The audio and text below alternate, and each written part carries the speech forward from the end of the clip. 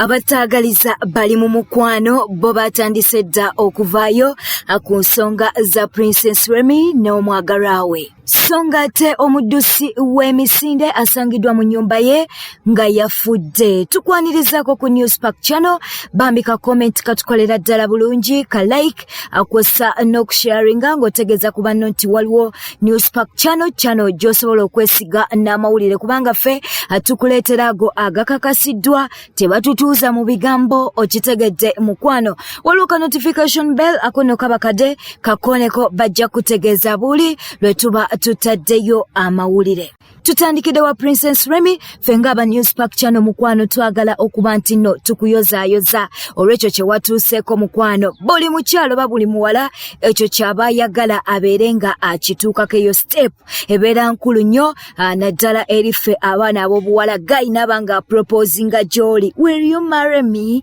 ng'afukamidde n'okufukamira naye nga omanyi nti ewali essanyu ate era n'ab'ennugu tebabulawo abatayagaliza by to end in tears.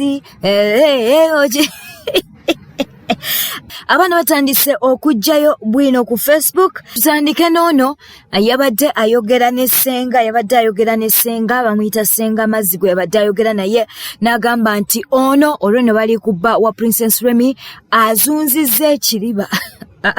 Ebyo byesomere mukwano, yeyo screenshot munnange batandise okujjayo bwino, baba mujjawa bannange. Naye Princess Remy ebuzannyo buno abumanyi, tayinza kubanga yagenze ne Guy mwe gwe muyita nti n'omufere. Ono ate n'agamba nti I was about to say something about this guy, naye n'ensirika, but Raymond bambi, don't disappoint this one.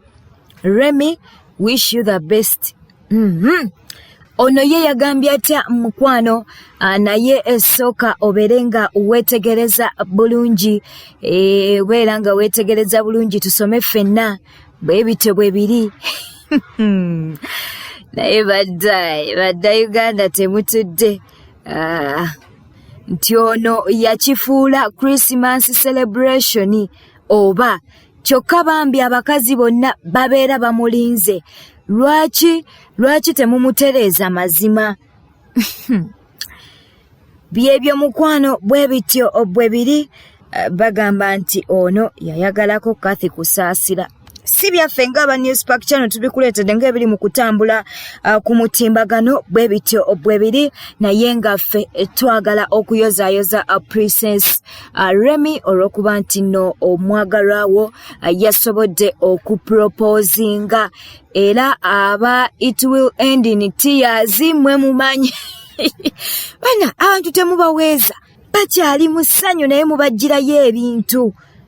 Kale bwe bityo bwe biri, eyo nga tuvuddeyo mukwano, abakyala gye muli leero lunaku nno lwa butayambala buleega.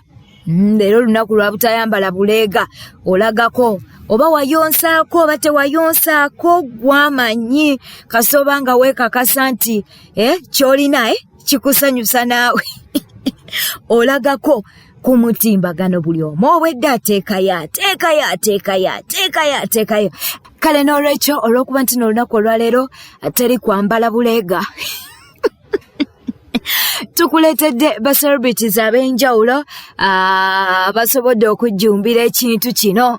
Eyo nga tuvuddeyo mukwana mawulire esi malungi, omuddusi w'emisinde afudde.